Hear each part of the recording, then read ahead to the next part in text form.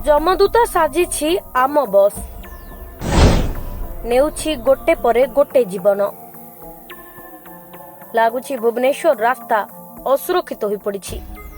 तार कारण हेउछि आम बस।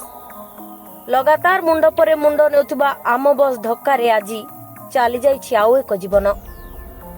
आज दिन द्विपहरे पुणी आम बस धक्का चली जाइछि जीवन। तेबे भुवनेश्वर रूपाली छकठारे घटिथिला ए अघटन।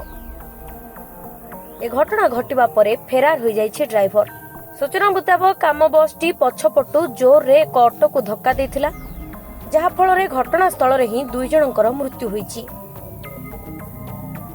एहा परे स्थानीय लोकंक भितरे असंतोष देखिबा को मिलिथिला।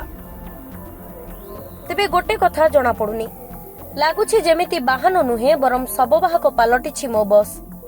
जमदूत होई नेउछि जीवन, किंतु कार्यानुष्ठान शून्य। सरकारी स्तररू कोनोसी पदक्षेप निया जाउ नाही, जहा फल रे दौरात्म्य बढ़िबार लागिछि। तेणु आगामी दिन रे क्रूट केबे चेतिबो आउ केते मुंड गडिले आम बस पे सरकार को चेता पसिबो ताहा ही देखिबा को अपेक्षा। Bureau report, Satej news.